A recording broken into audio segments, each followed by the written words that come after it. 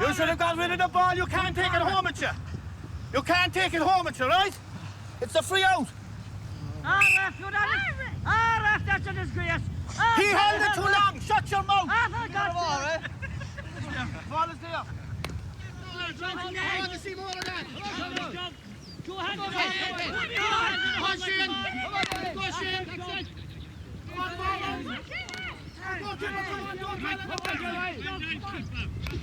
My name is Ken Loach, and I'm with Donal O'Driscoll, who's a historian and who lectures at the University of College of Cork and advised us on the historical background of the film. In fact, I used to ring him up on a daily basis.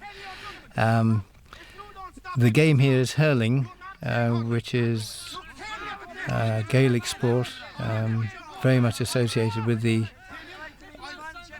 Irish sense of identity,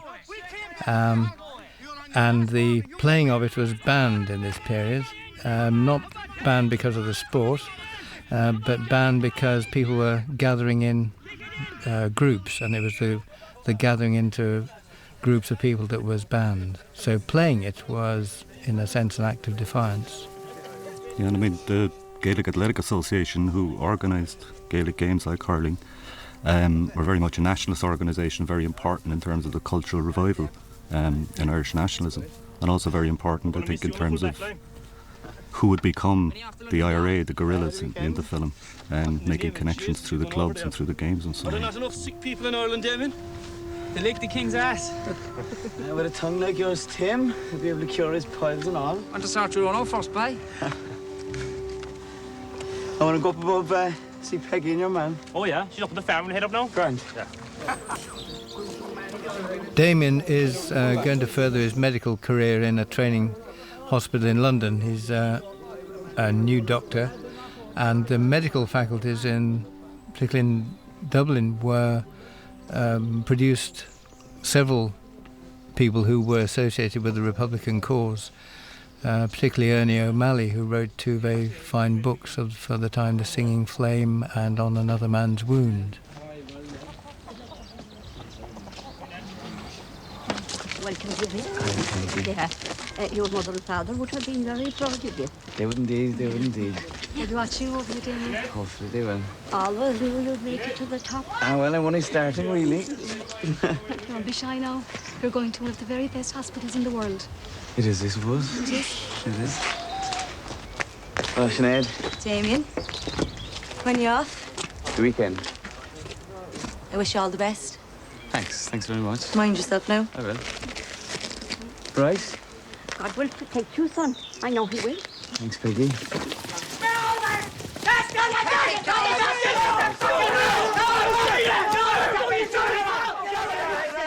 These are the Black and Tans, who were notorious at the time. They were nominally there to support the police force, but the police were an armed police force, and they lived in barracks, so it was quite a militarised police force, not like the Bobby we're used to see on the streets here in Britain. They were largely recruited from men who'd fought in the First World War, battle-hardened, used to dealing with civilians in a hostile situation. And they became notorious, so much so that the term Black and Tan has been used as a term of abuse ever since. Ironmonger. I mean, they're extremely violent, and it wasn't just the individuals. I think it was actually a matter of policy, that they would be used to terrorise the communities that were seen to be sustaining the rebels, really. And this is a typical example of it, really, of this type of harassment. There was a famous instruction by one of the commanding officers who said that any man who killed an Irishman would not be prosecuted for it. And in fact, he added, the more you kill, the better I shall like you. That same individual was actually assassinated himself in a bar in Cork City subsequently, which has echoes in the film as well. Divisional Commander Smith, I think was his name. And the late Lord Longford, who must have been a young man at the time, spoke of their incredible barbarism of the British, smashing skulls, cutting out tongues, pulling out nails. And there was a general shock, I think, among the more liberal sections of the British establishment at what was being allowed to happen. So that the British response wasn't simply one of let's terrorise the Irish. A large section of the British establishment really disapproved and expressed their disapproval quite strongly. And in this scene, this is where the young lad refuses, Micheál doesn't, refuses to give his name in English and gives it in Gaelic or in Irish. And again, like the hurling match, very much representing the sort of anti-Irishness in that sense of, or just the lack of empathy, the lack of understanding, and on the part of the Irish lads, the sort of need to assert their separate identity as well in a cultural way, but it very much links in. 17 years of age, Michael.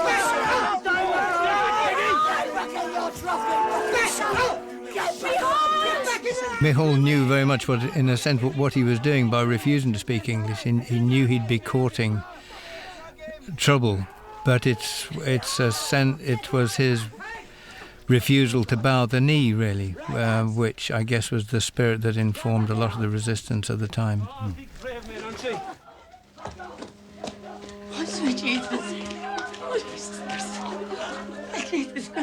There's many examples of this type of wanton murder, really, isn't there, in terms of the activities of the Black and Tans. Didn't matter whether you were a civilian or an activist or, you know, any member, any civilian at all was a legitimate target as far as they saw.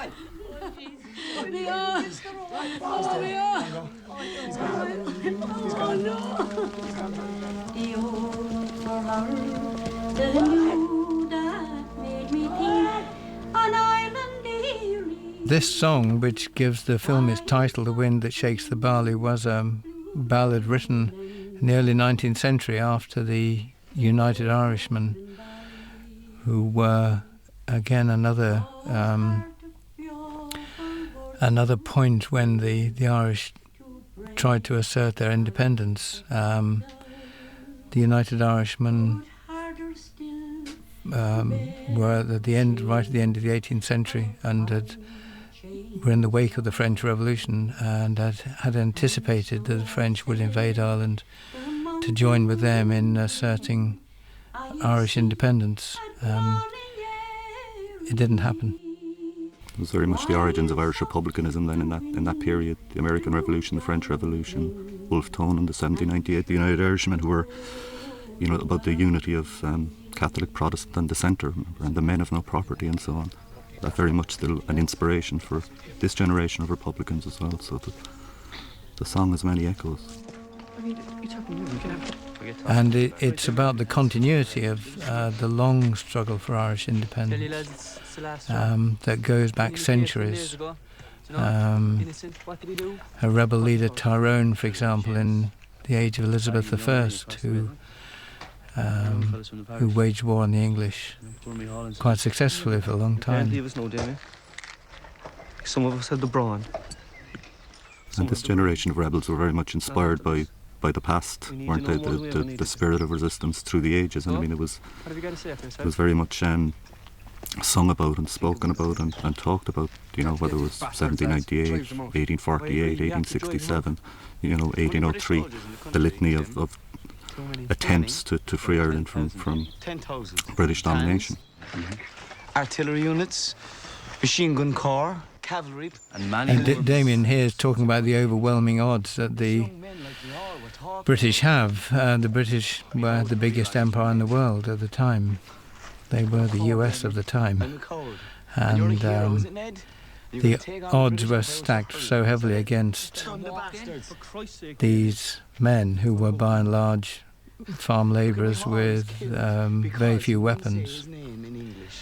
They trained with hurley sticks. So we should all buy a one-way ticket to London. Is that it, Damien? Damien? Damien's played by Cillian Murphy, who is a very fine actor. Like all the cast come from Cork or County Cork, apart from the train driver we're going to see in a minute, Liam Cunningham, and Porrick Delaney, who plays Teddy and who comes from not so far away.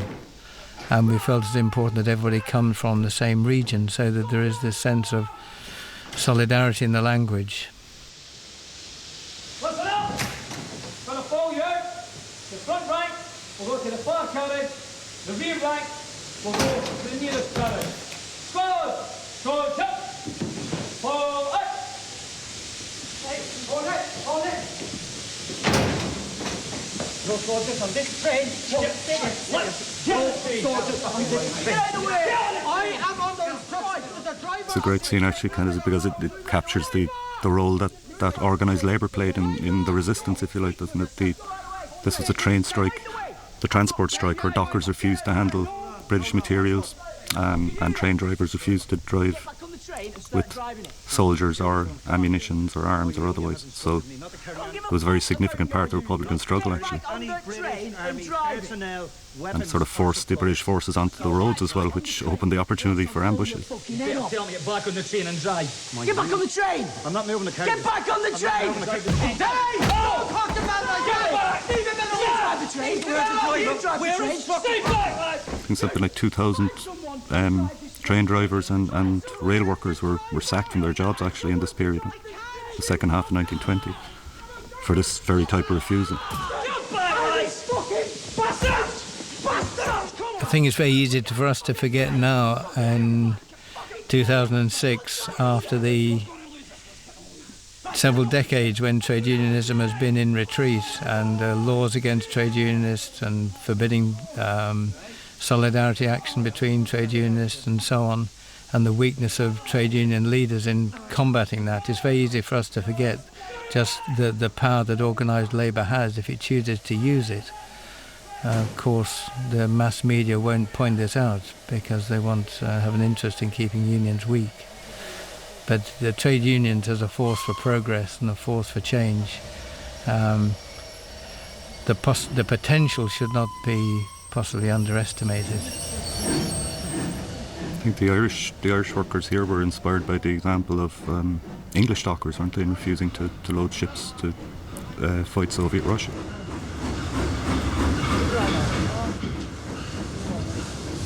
I do solemnly swear that to the best of my ability, I will support and defend the government of the Irish Republic, which is Dáil Éireann, against all enemies, foreign and domestic, and I will bear true faith and allegiance to the same. This oath becomes very important in the film. The commitment that Damien makes now after these recent experiences becomes central to the way his story develops, and the others in the group of volunteers, how they develop, because these are men who've given their word now, and that's a responsibility which will weigh heavily on them. And it's not an ode to an abstract ideal, really, is it? It's an ode to the elected government of 1919, which was formed on the basis of Sinn Féin's victory in the 1918 election, when they won a vast majority across the country and declared Irish independence, the Irish Republic. So we see him swearing allegiance to the elected government, really, as a soldier of the Irish Republican Army as such. I think that's maybe sometimes forgotten, that it wasn't an abstract thing, it was a tangible, democratically mandated and validated reality, really, the Republic. I think it's very interesting that that election, which was the only election across the whole of Ireland, gave that democratic decision that Ireland should be independent and united and that democratic wish was ignored by the British government. And it's maybe a reflection on how great powers view democracy, that they respect it when it gives them the judgment they want, and they ignore it when the people decide something different. They're going to kill you. The Brits catch you. They're going to kill you. You see the hurley sticks here replacing the rifles that they didn't have. They're very poorly armed at this stage, aren't they? So we'll see later the raid on the police barracks to obtain arms, which was a major reason for those raids on the police. There'll be clean shoes on your corpse. You also, because it's your responsibility. The cast who play in the film had 1 week's training with 2 sergeants from the Irish Army to turn young lads into guerrilla fighters, which is probably not much less than the actual volunteers had. They would go away for training for a week or so under the local commanders, many of whom had experience in the British Army, which is where they'd learned their craft. And Steady Boy here is a British Army veteran, isn't he, of the First World War? Very much like Tom Barry in West Cork, who was the famous flying column leader, who actually wrote about these camps. And that, as he said, 1 week, it's amazing. 1 week will do it. You can create a band of very efficient guerrilla fighters in 1 week. And our week worked not only in terms of giving them a basic skill, but it also forged a team, because when they're all shouted at in the same way, you soon develop a good team spirit. And it was that team spirit that we lived off really when we were making the film.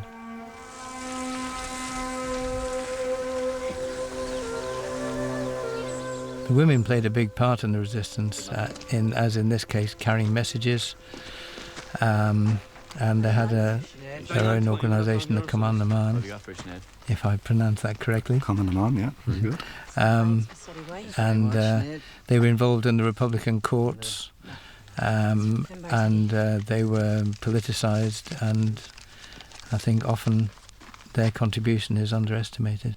That's one of the great things about the film, actually, that it gives a place to the women's role in the struggle, I think. You see it very clearly. Because they are pushed into the background, obviously, as it becomes more militarised. Nevertheless, still play a vital role. Also in terms of working as typists and so on in clerical and secretarial roles within the British establishment, and that was a vital source of information for the IRA, of course. We see that coming up later in the film, I think, don't we?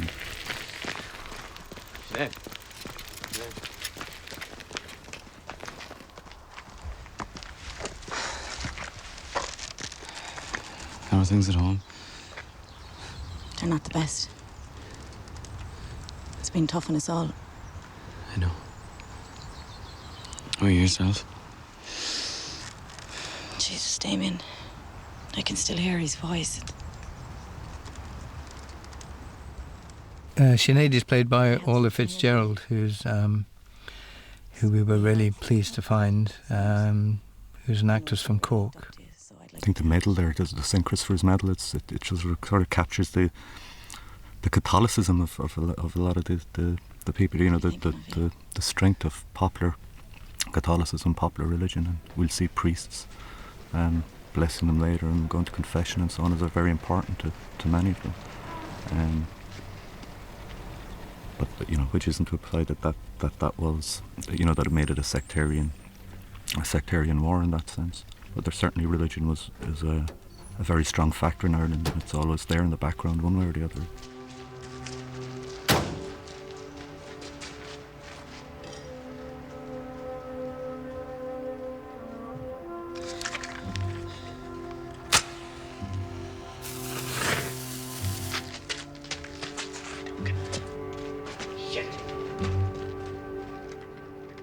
This is a police barracks which the volunteers are raiding. Hey, hold on there! The explosive device, like a lot of them, isn't the most efficient. Right, I spent all my money on whiskey and beer, and it's no. A very rudimentary weaponry and explosives and so on, weren't they? A lot of homemade bombs that really didn't always work.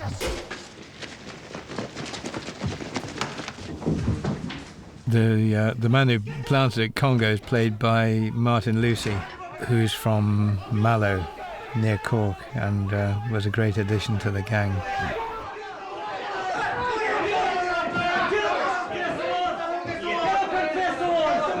I think someone asked him why he was called Congo. He said he had no idea, but I think it was isn't it Con as his first name? Con O'Sullivan or something, his character, so it's I think it's anything to do with the Congo itself, is it? It was an invention of the writer Paul Lavesey, who sadly isn't here making 3, but he lives in Madrid, so it was difficult. You're now seen as traitors to your nation. If I hear one more report of any of our boys falling down your stairs, you'll be shot. Is that clear? So these are Irish policemen, yeah, from the rather than the English, and the British Black and Tans and auxiliaries who were brought in. So very much the dynamic of the war was to eliminate really the local police force first, and isolate them, and obviously to take their weapons and so on. So they were very much the eyes and ears of the British authority in Ireland.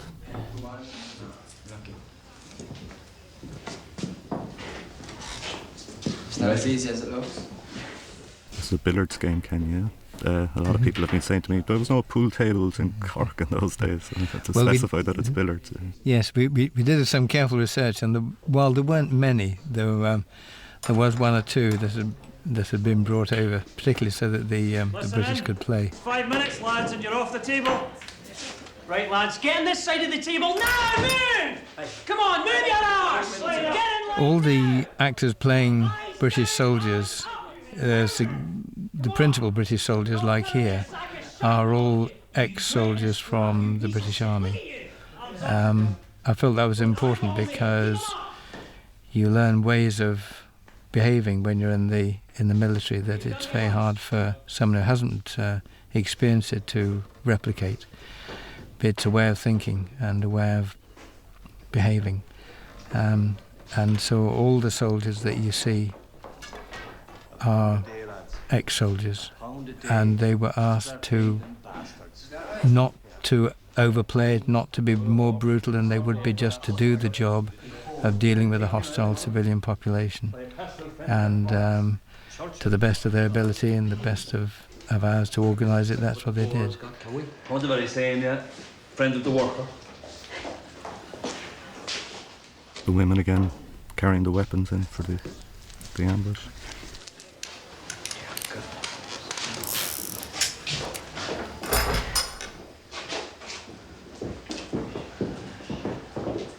You're certainly no oil beating, that's for sure.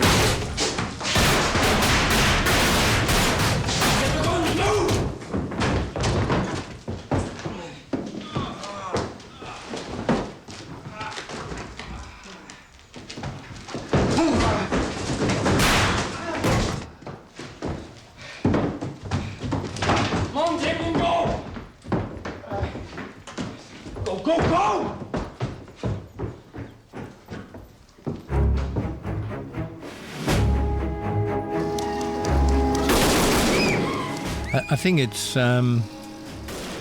this sequence of a violent action, a reprisal, followed by a reprisal the other way, is a classic pattern of what happens when you have an army of occupation facing a civilian population that doesn't want you there, and one act of violence leads to another, and it's a common pattern wherever an army of occupation will be doing this kind of a job, and it's a situation that just always leads to an downward spiral of increasing violence. It's almost always counterproductive as well, isn't it? Because it's a product of frustration in some ways. So they take it out on the civilians.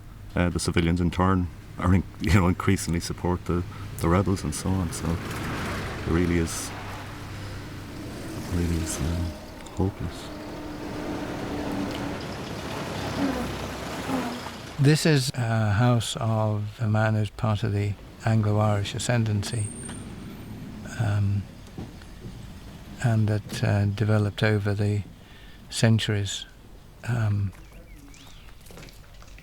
and represented the class that ruled Ireland on behalf of the colonial power, that is Britain. They were usually Protestant, but not necessarily. Their families had probably been there for centuries. They felt it was their country and they had the good of the country at heart. And they were very confident of their position. They I think, would have felt that this rebellion would fail as past rebellions had failed, and that it was for the good of the country that it should fail. Chris, here. Sir John wants to see you. Sir John wants to see you. The soldiers are with him. Should I take her on for that? No, you can't. They've got the place surrounded. He's probably quite a benevolent landlord. He will, according to his own lights, he will take a paternalist interest in the people who work for him. Probably know something of their families. Go on, knock. And he would have seen these young workers as being manipulated, really, wouldn't he, by the corner boys and so on of the IRA. They saw the gangster element who were trying to subvert law and order and one thing and another. So, as you say, he saw it very much as his duty to cooperate with the state. Also sees his own position very much in peril, of course. That's the least of your worries, Riley. Of course, the fact that many of these were Protestant by religion, and that the majority of the rebels would have been Catholic, certainly brought that religious dimension into it, and it was obviously problematic, and certainly a lot of this controversy in Irish history in recent years about this period has related to that dimension of to what extent was there a sectarian religious dimension in it, but I think as this case shows, and as the record shown in the religion of the individual wasn't the significant thing. It was their role. Or I'll see to it personally that your mother and your family suffer.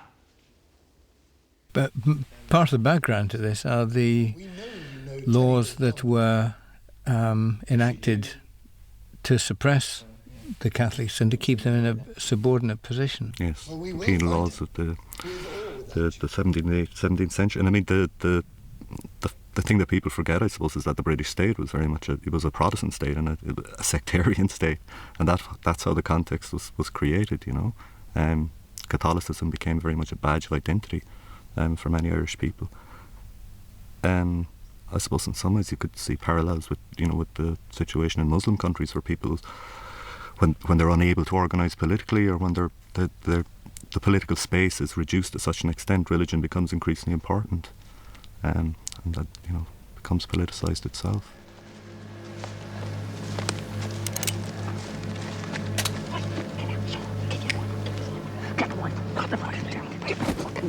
The volunteer's fallen down on his duty here. He'd nodded off. Otherwise, he could at least have warned the sleeping members of the flying column that they were in danger. They're pretty much on the run now, aren't they? I mean, in terms it reflects that pattern whereby the increasing raids and increasing repressive powers of the British is forcing people into taking to the roads and taking to the hills and bringing the war to the British then in that way, in those sort of flying, active, mobile service, active units.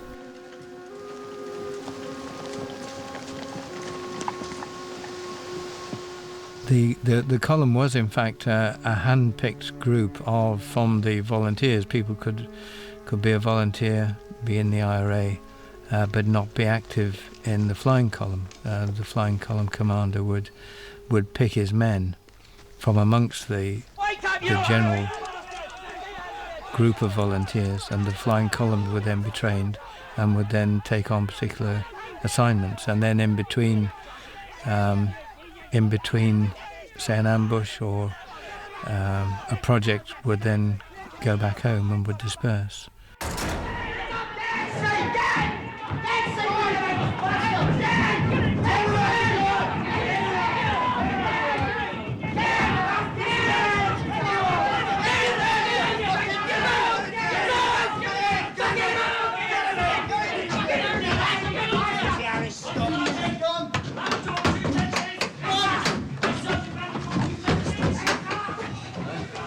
Kevin. What the fuck, Daddy? Kevin. You're grand. Let me look. I'm all right, I'm all right. Hold it up. Shall we? He's all right. Here. Take this, lad. Hold I it don't up mind. against It's it. just a nick. Kevin, Look, take this. Stop the bleeding, all right? Look at me. Yeah. Yeah, just keep the head back. Yeah, put that up against that. Hold it there. Can I pick you up together? Yeah. I know you, do I? You're the train driver. Do you remember on the platform you wouldn't let the hands on the train? The doctor. That's right. Yeah, this is Liam Cunningham again, who plays Dan, and Dan has emerged in the film, has a history. He was in the Dublin lockout of 1913, and it was a big industrial dispute. And then James Connolly's Citizen Army, James Connolly and Jim Larkin led the industrial dispute in 1913. And then Connolly was one of the leaders of the Easter Rising in 1916 when the leaders were shot. We imagine that Dan was a part of that uprising, and as he explains later, went to prison and became, his time there was spent usefully, where he read and became self-taught. And he moves from the trade union movement into the IRA here at this stage, and that was a very common thing among many transport workers especially. The treatment of Teddy in this scene is fairly typical. There were other possibilities when Paul was writing the script. There were much more extreme forms of torture. People talk of teeth being pulled out rather than fingernails, but one thing, we didn't want to fill the screen with blood. We wanted to indicate the torture rather than wallow in it. And I think what is more important is what happens in a way between people's eyes, rather than the kind of physical reality of it. You need a certain amount of that so that you know what's at stake.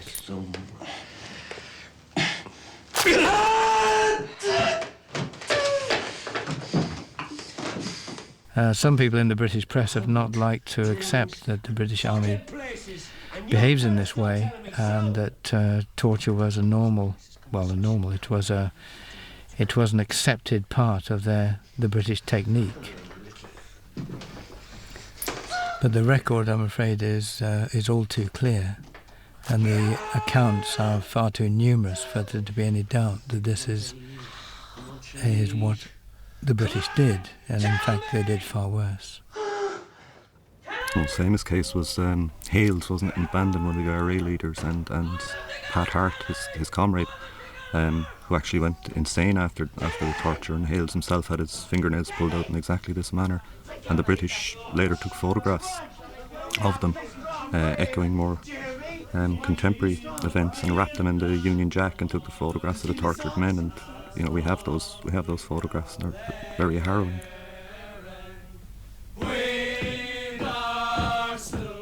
This is the Soldier's Song Our Own Nevian, which has now become the national anthem of Ireland, written by Peadar Carney, very much a sort of a rousing anthem which was sung by many of the rebels at that time. You can see how it gives them strength.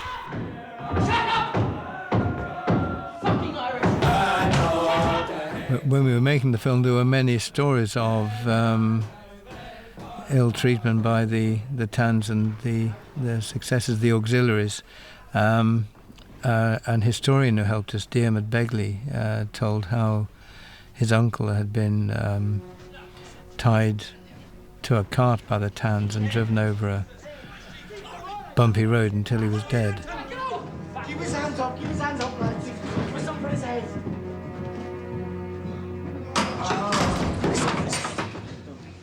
As you say, you could have shown a lot worse, really, couldn't you? Which sort of puts the reaction of certain elements in the press and so on into perspective, because it's nonsense to say they didn't behave in this way, because of course they did. Stubborn man I ever met, huh? How long have you known him?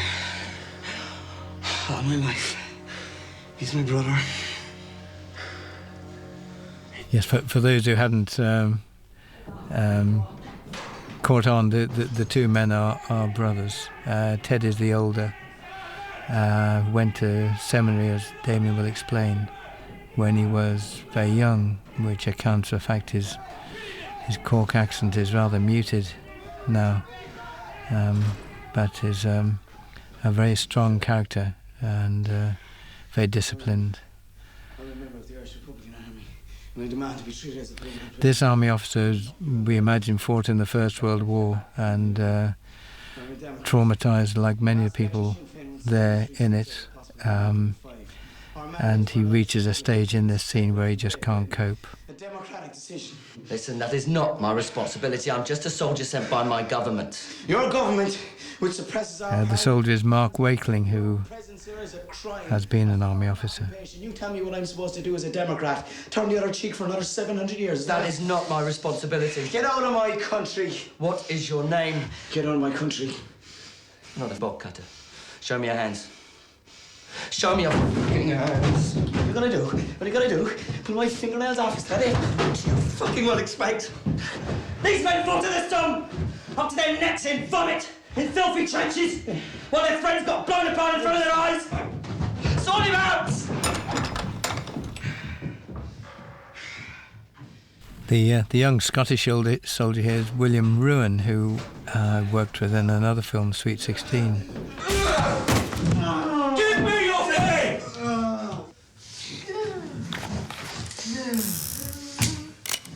Your name?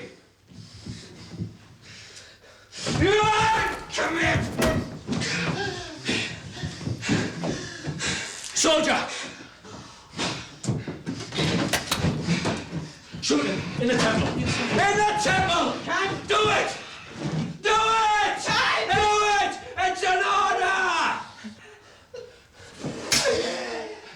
This pretending to shoot somebody was a technique the British used in Northern Ireland in the 30 or so years ago, when they were convicted of inhumane and degrading treatment of prisoners. I believe they also took them up in helicopters with the stated intention that they were going to throw them out. They weren't thrown out, as far as I know, but that psychological torture, to use conventional language, has been used on many occasions. So I turned to the garden of love, and priests in black gowns were walking their rounds and binding with briars my joys and desires. William Blake. You got the part at the Wilds. Frongog Camp. It's interesting, one of the more right-wing in the British press complained that we even had a train driver who knew poetry, as though it was inconceivable that a working man should read a book. And it kind of indicates the hostility of some critics to the idea that the working class should be literate and organised and strong. I think they prefer the workers to be victims and the underdog that they can pity. and hoist the green flag over Dublin Castle. Unless you organise a socialist republic, all your efforts will have been in vain. And England will still rule you through our landlords, capitalists, and commercialists. And another thing that tends to get up the nose of the right-wing press is that people become politicised, and I think that makes them interesting and rounded and complex characters, and very valid as characters. That they should be articulate, they should argue, they should fight for ideas, and it adds, I think, a richness to a drama, provided, of course, that it comes from real experience and it's not just words being mouthed. But in the preparation for the film, with Donal, we went through the ideas of the time, and people were having these kind of discussions while we were making the film about the way forward and how the war could be prosecuted, how it could be won, what the issues were, what was at stake. And I think we often forget that when people are involved in big events like this, they grow, they become familiar with ideas and familiar with the big issues that are at stake, and that we're used to them only being written about in the editorials of the posh papers, but at times when like these, then they become the property of everybody, and that's why subjects like this are so exciting to work on. Yeah, if you read the papers, the press at the time, especially the rebel press, it's full of those discussions and those ideas, and of course it's no accident that those papers were banned. But as you say, those discussions went on in places like this, in barracks and prisons and so on, and people radicalised each other as well as events radicalising them. But the Scottish soldier there, there's an echo of Ernie O'Malley's experience, isn't there, where it was a Welsh soldier, I think it was, who sprung him from jail. There's the priest. Lots of priests were very sympathetic to the cause and very, very involved in the struggle as well, even though the hierarchy would have been quite hostile to the Republican cause all the way through. The importance of the safe house here, isn't it? That was so vital to a guerrilla war or an insurgency like this, that people would put you up, and a lot of people went to. It cost them a lot in economic terms and material terms, to support the collions and the rebels in this way, actually. Eat up now. You need to stay strong. Peggy, the grandmother, is played by Mary Reardon, who lives near where we're filming, and Sinead's mother, Bernadette, is Mary Murphy, who also is from not far away. They were both towers of strength when we were working.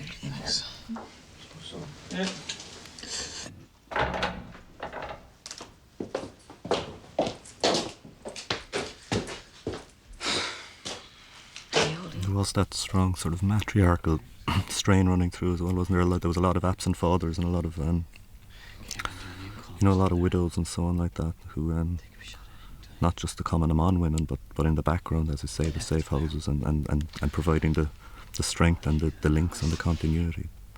Can't say much more of this.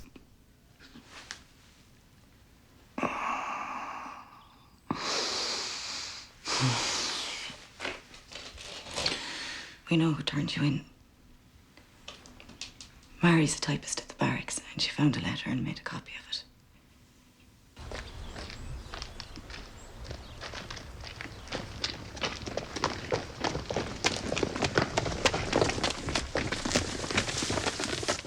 The area intelligence network was extremely effective, actually, and I mean, as we mentioned earlier, there was some very significant individuals who were in key positions. I mean, it was an extraordinary oversight in many ways by the British, wasn't it?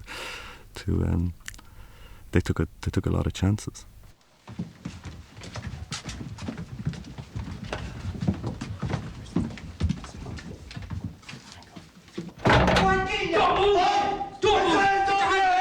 Put your hands behind your head! Give him the letter. Teddy is played by Porrick Delaney, who's Read it. an actor who I think we'll be hearing a lot more of. He was very, very strong performer in the film. Recently, I have observed. In fact, all the casting was done by Una Carney, who worked in the theatre in Cork and elsewhere, and knew all the actors from from the area, and went and met lots of people from all different walks of life, from the GAA clubs, from schools, and just everywhere really, and put me in touch with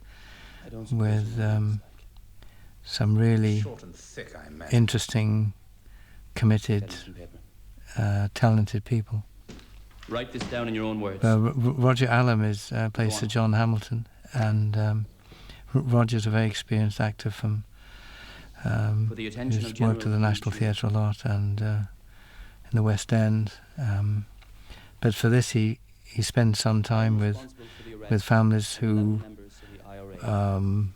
the contemporary equivalent of Sir John Hamilton. If one hair on their head is touched, I will get a bullet too.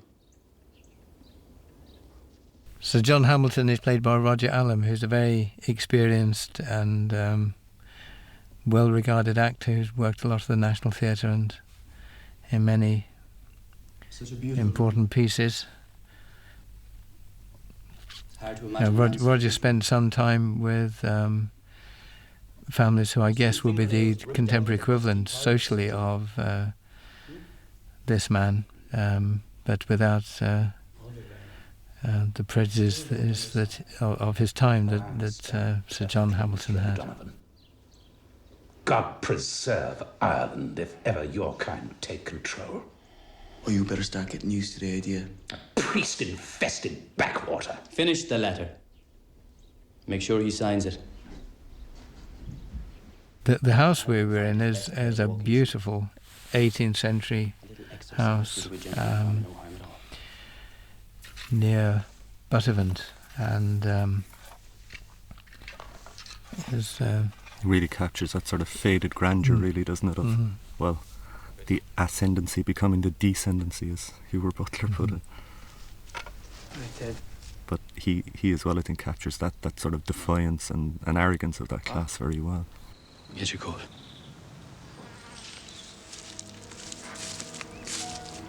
I think it's an arrogance of its time and of his class. It's not personal in a way.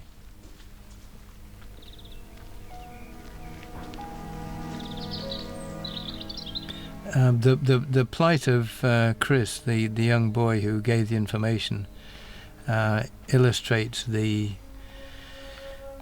appalling dilemmas that people who are fighting a guerrilla warfare have to face. Clearly, if someone is going to give information away, that will undermine the whole struggle, and it has to be dealt with according to the rigours of the war. But the lad himself was in an impossible position, and I think everyone recognises that, which is why there's this terrible air of sadness amongst the men. He's a lad they've known all their lives, probably. And when we were filming it, John Crean, who plays Chris, was very well liked, and when we saw him in the morning, everybody cheered up. He was a very nice lad. So the possibility that they would have to shoot him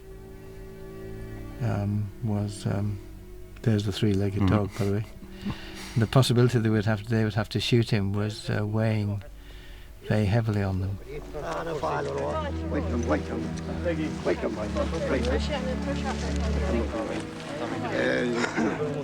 You must be very tired.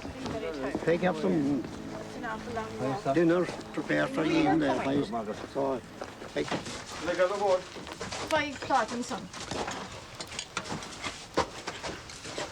Thanks very much. Sure, you must be very tired.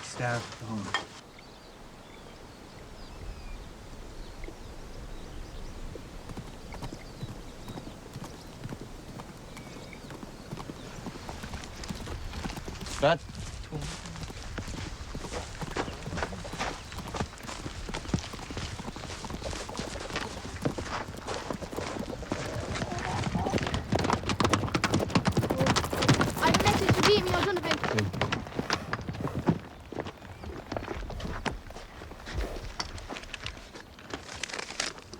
Will there be any message? No, right.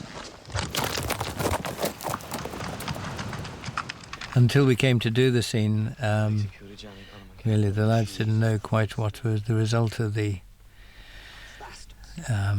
result was going to be, whether they were going to have to go through with the shooting or not.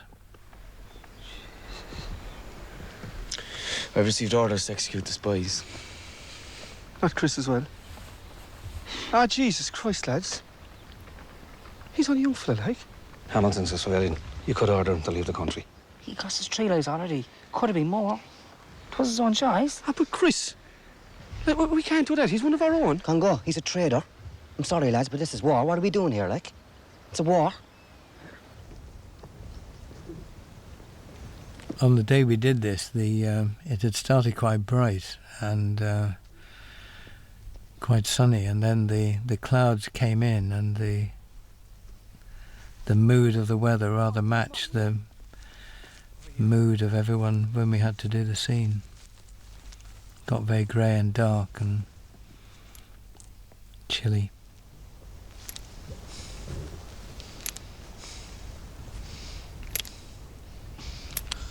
I've studied anatomy for 5 years, Dad. Now I gotta shoot this man in the head. I've known Chris Reilly since he was a child.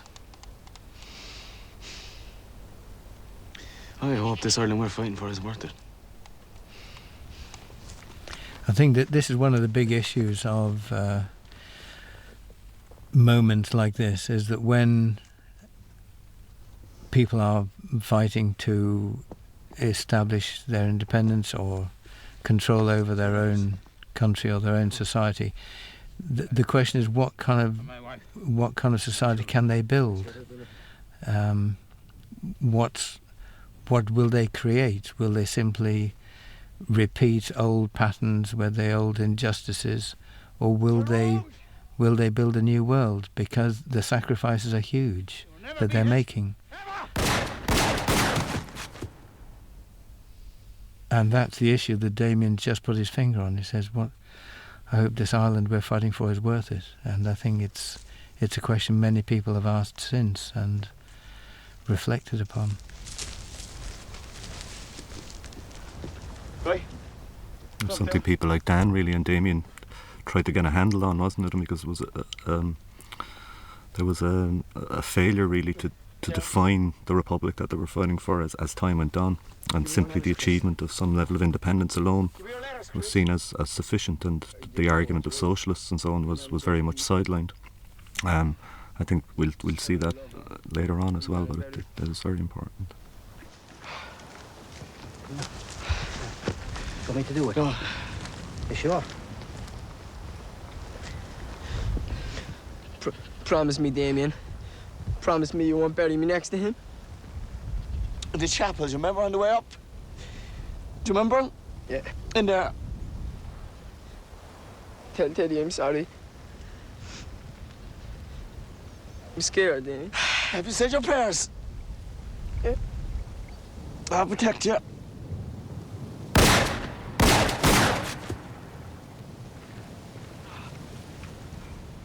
I think Killian played that scene with great sensitivity. It's we hadn't talked about it before, but he just his instinct for the moment, I think, was dead right, as was John's as Chris.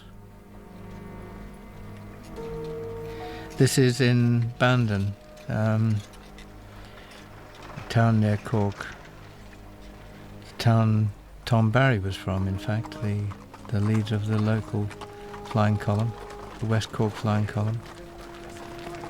And also the town of his biographer, who was also very helpful to us, Mead Ryan, who written a very good book on Tom Barry. The peelers aren't fighting back at all. 2 barracks is burnt down. That's brilliant. Tom Barry's own book, Guerrilla Days in Ireland, is a classic, of course, a classic account. It's been read by guerrilla armies across the world subsequently, and it really is the classic of its time. The railway men are still refusing to transport arms or anything around the country. It has the bloody army in chaos. I think this is good because you get a sense of that it's not just happening here, isn't it, Ken? That it's, this is a nationwide struggle.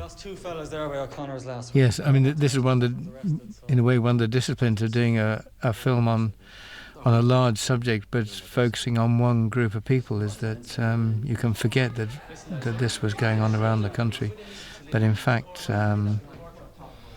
In fact, the guerrilla armies were gaining notable victories. Good.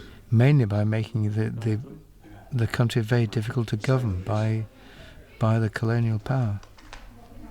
How have you been? And in the scene coming up, we see how they were actually beginning to govern it themselves, if you like, in some ways, by operating courts, for example, and operating a sort of a counter-state system, a state within a state almost.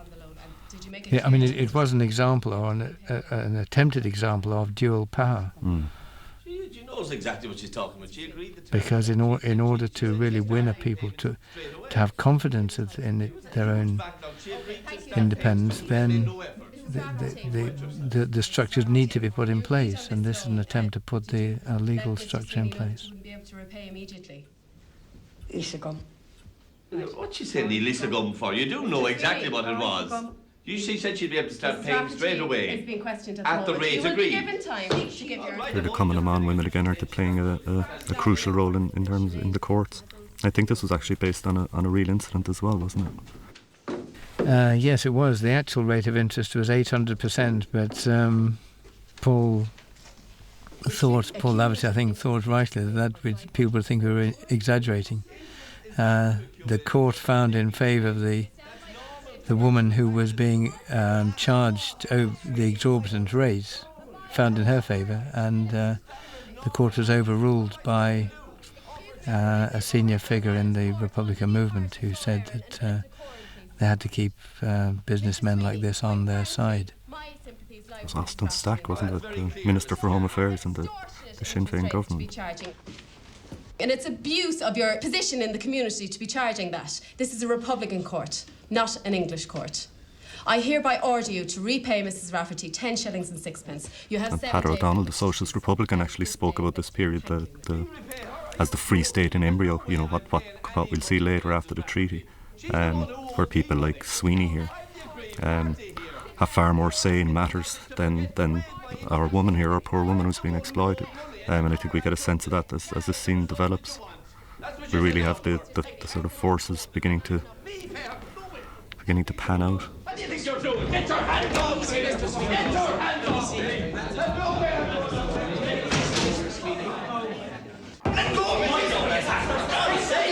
Bring him back. Bring him back here. Teddy O'Donovan's after taking Mr. Sweeney off us. He's taken out the front door of the court.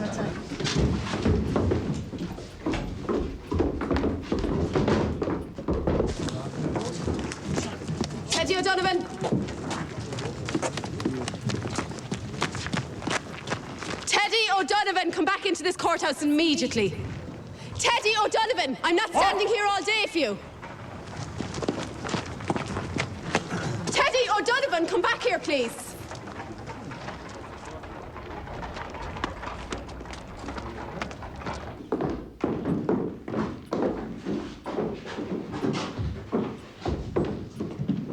Who the hell do you think you are to interfere with a court decision? Lily, calm down for a second. Answer the question. By whose authority? You answer my question. Do you want every merchant and businessman in the county up against us with decisions like that? You're interfering with the court decisions by your actions, Teddy. Are you going to throw me in jail too? Who'll fight the war then? You?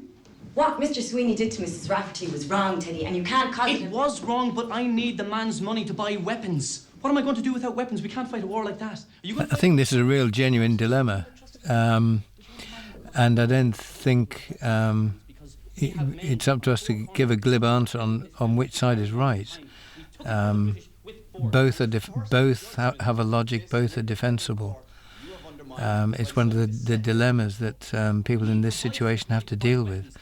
But nevertheless, the split prefigures the splits that will come between the man who espouses the realpolitik of the situation, that you have to deal with the reality on the ground and make what compromises you need in order to achieve a greater good, and the other side that says if you start betraying the principles now, the principles will disappear. And there's an argument on both sides. And it's interesting that Rory, who's just spoken, and who is takes his oath to the Republic absolutely as a matter of life and death later on, and will not betray that oath under any circumstances, but nevertheless here thinks that you should take the money for the weapons, because there's no point in keeping your principles if you lose the war. What money have you got? What are you talking about?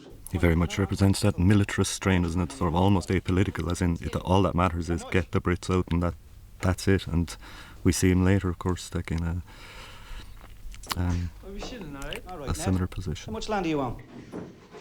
Answer me, come on. Have you a blade of grass to your name? No, not a blade, no. Look, Dad, these boys are mine, they work for your Let me father. finish. I'm talking here. Right, you're paupers, just like me. Now, you'd want to take a look up and down this country and see the amount of volunteers that are involved in land seizures and cattle drives. Now, do you want to know why that's happening, do you? That's enough of that. It's not enough of it. The IRA are backing the landlords and crushing people like you and me. You sat down. These two lads are Shane Knott and Kevin O'Brien. Shane on the left and Kevin on the right. They Ned and Tim, and they became great characters when we were filming. Great characters in the flying column. You sure as hell better respect this court. Dan. This is our government. Dan, I understand what you're saying, and I feel sorry for It's a vital point, really, that Dan is making there, and Liam, that the IRA were actually backing landlords, backing the status quo, really, across the country, which created massive problems for many of the volunteers.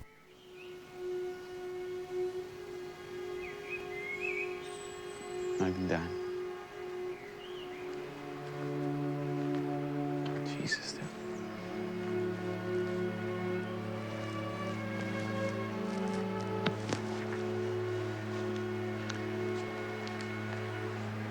I buried him in his chapel in the mountains.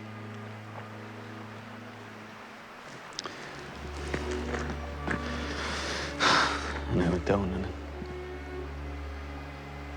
And I told his mother.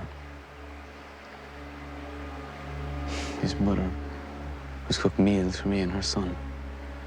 And I told her she just looked at me. And she went in and she put on her shoes. And she came out and she said, "Take me to my child." And we walked for 6 hours. And she didn't say one word. Then we got to the chapel.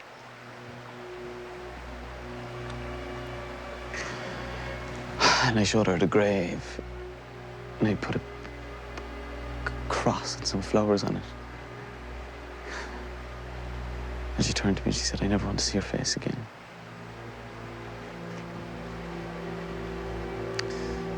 I've crossed the line now, Sinead. I want time with you, Damien O'Donovan. I can't feel anything.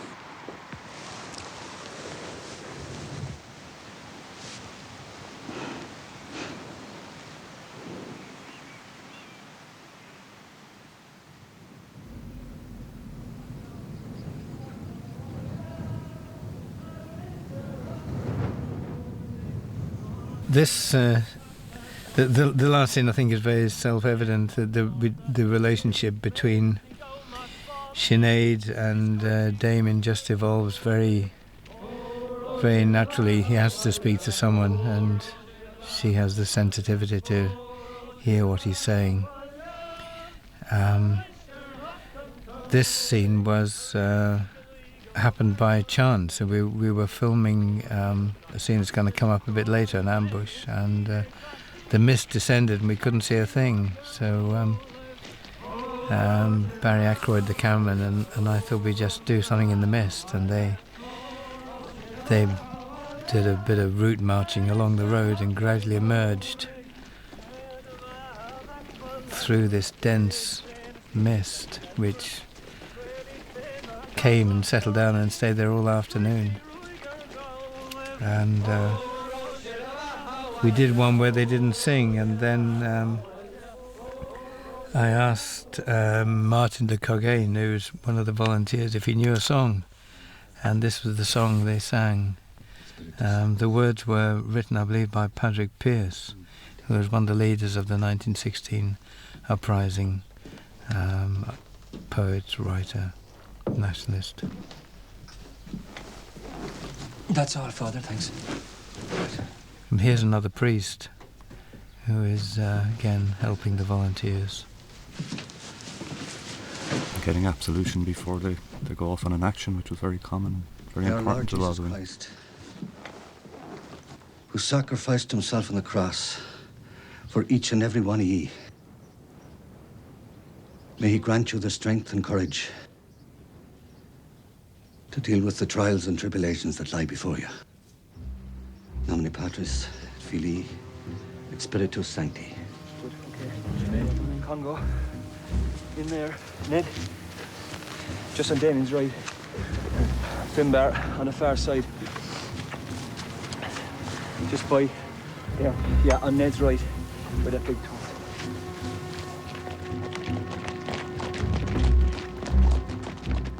We tried to make this ambush really typical of the way a flying column would operate, but in fact it's some of the details are we took from one of the most well-known ambushes at Kilmichael, but it's not an exact representation of the Kilmichael ambush by any means. But in the actual event, Tom Barry wore clothes that could be mistaken for an army officer's uniform, and the British stopped because of that. These large-scale ambushes, such as Kilmichael and such as this one, were very important in terms of, not just in terms of, casualties or in a military sense, but psychologically and in morale terms as well, and in propaganda terms.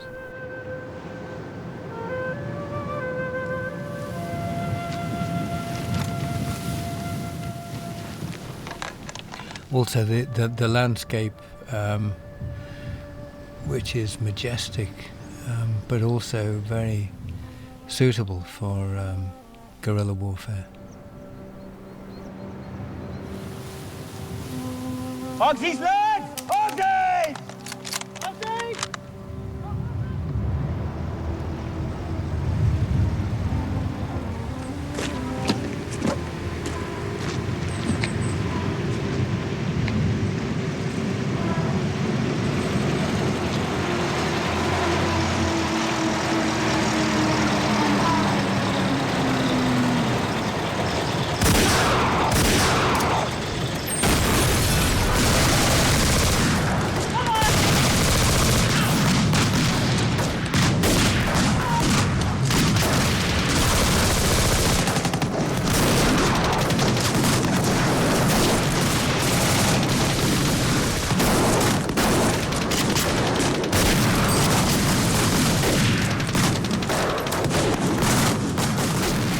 The special effects team here were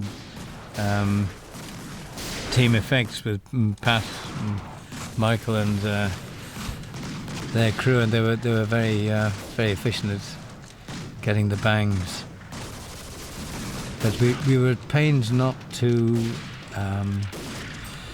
romanticise this, and talked to George Fenton, who wrote the music, and we discussed whether or not we should have music under the actual action, and George wrote a piece, and it's very good stuff, but we felt on balance that it made it maybe romanticised it slightly, and we wanted to play the action really very bold and not glamorised it at all, and there was always the danger that music would do that. Even though George's music was very carefully judged, but on balance we felt, well, we should just let the try and make it just as real as possible. And then when the music does come again, it speaks about the horror of it and the desperately sad nature of it in part. And some of the volunteers, when they see the carnage that they've reaped, are very distressed. And something like that did happen after one of the ambushes that Tom Barry was involved in, and he had to form the men up and march them up and down to reassert their identity as soldiers. So it was after Kilmichael, wasn't it? There were 17 auxiliaries were killed, and it really affected especially the younger members of the column. Because I really hated in films where you see people fall over dead and then everybody walks on with a bright smile as though nothing's happened. But I think the reality of it was shocking and appalling, and was taken, well, it was very affecting.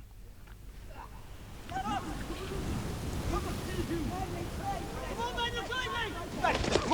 on, you wake up, you! Come on, then, you stop looking at him! You are soldiers! See there, one of the lads organising them into the group was Steady Boy, played by Aidan O'Hare. And I think the experienced ones knew that they couldn't allow the feelings of horror to develop too strongly. Come on, boy! Come on, boy! Into your section! Into your section! Column!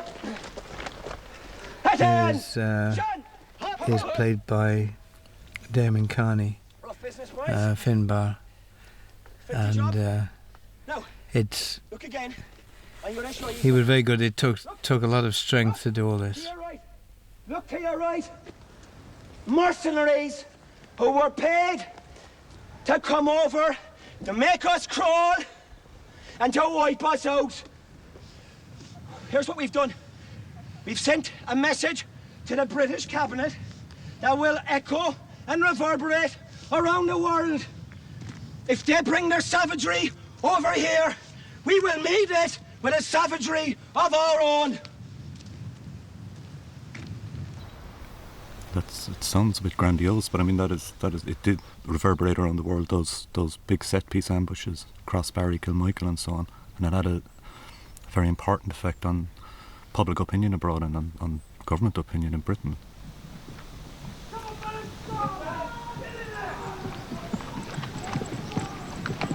And on the ground, what it led to was reprisals, and again it was taken out mainly on the civilian population, those who were seen as sympathetic.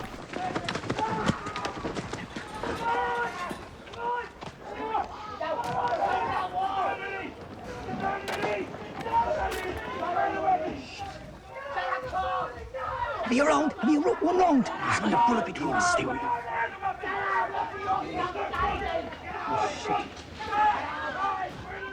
Again, what they do here was quite typical on behalf of the British. There were occasions when far worse things were done, but the burning of houses and the cutting off a woman's hair because she was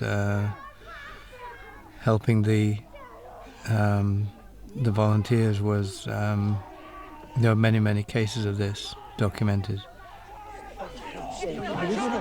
And of course, after the Kilmichael ambush, the city of Cork was burnt to the ground. The whole city centre, 5 acres of the city, was burnt by the auxiliaries in black and tans.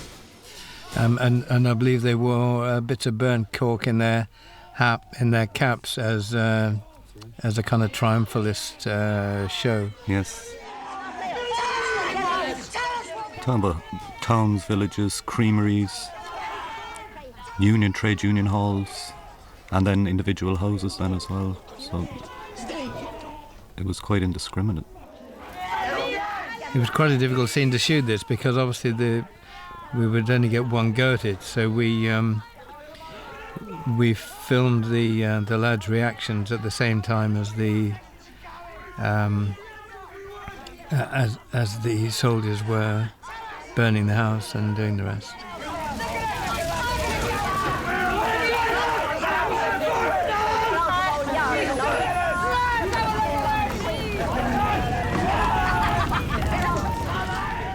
I think these sort of scenes are really resonating with people in areas of Ireland and West Cork and so on when they see it, and it reminds them of their own family's experiences. And spoken to many people who speak about their grandparents and so on who went through exactly the same thing.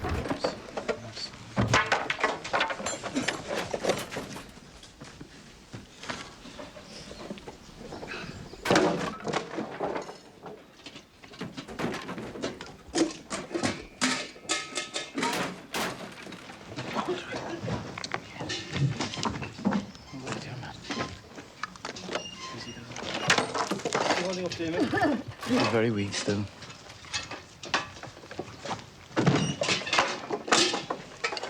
Well, Bernadette, have to start thinking about finding you somewhere to stay for the next few weeks.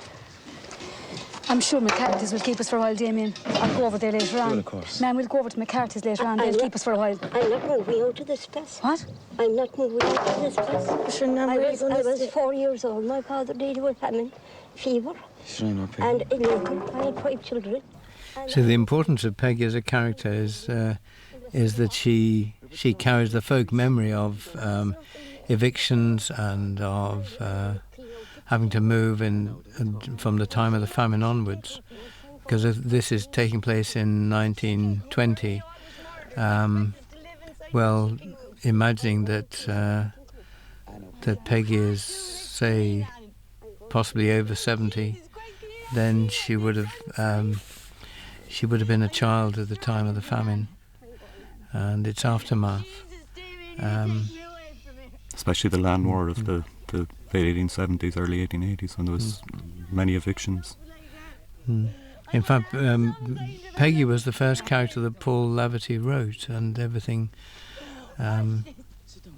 developed from there. The idea of a woman who carried that long memory of the struggle for independence. And Peggy has a strength and that in a way has been passed on to Sinead. I've an urgent message for Teddy O'Donovan. What do you want? I've a message. Now when Tomas brings the message, the other lads didn't know what the message was. There was some confusion here as they were trying to piece together what on earth he was going to tell them. Where's the message? Who gave it to you? But the scene before took a huge amount, took a lot of strength again from Orla playing Sinead. Put them in that. Who gave it to you? Have you lost it? What did he say to you? Oh, was it a piece of paper or something? What was it? Piece of paper. Was it an important message? Yes, he said it was very important. Some chap had a message, he's lost it. Come on now, we don't have time for this now. Did you come down the hill or up the hill? Down the hill. Go see, can you find where he dropped it? Was it tick? Here you go. Tick for dropping a message, was it? No, Come here to me. Is he Hold up, I have it. Oh, no. A truce has been declared. Hostilities cease from midnight. God bless you all. Finbar. Truce. What? Say it. Truce has been declared. A truce has been declared. Hostilities cease from midnight. God bless you all. Is that right? Is that right? Yeah. The war itself had really come to a standstill at this stage, in terms of a stalemate, I should say, in terms of the military situation, and certainly American and British public opinion was putting a lot of pressure on the British authorities to come to some sort of conclusion. So the IRA had sort of pretty much run out of steam in terms of ammunition and arms, and it was taking a toll on the community, so they were happy to accept it. So the truce period was a very happy period. I think we kind of reflected here, and certainly a sense of victory and triumph, isn't it?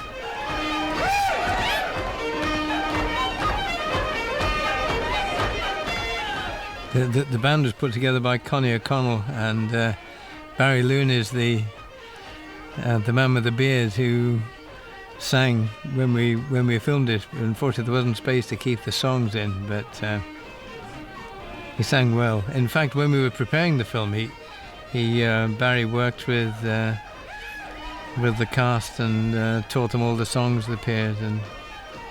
And in our week's prep, we had a few evenings of music, which I think was very helpful in evoking the period to the people who were playing in it.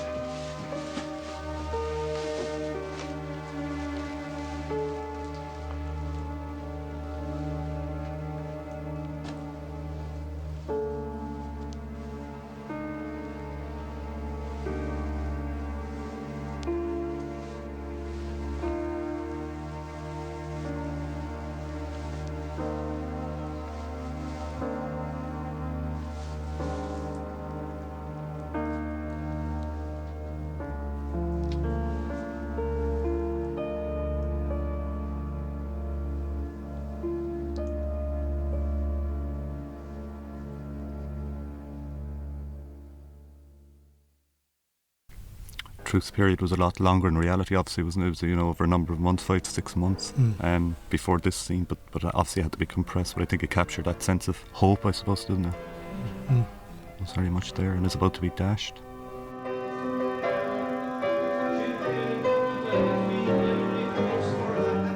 Yes, this is the newsreel that brings the news of the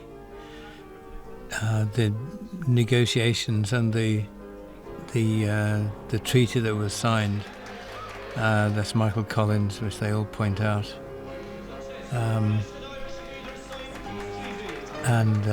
Yes, it was some months later, which hence the long fade to black stands in the film for a period of time. Of course, there's been endless discussion about the treaty, whether it should have been signed in Britain without first reference back to the leaders in Ireland.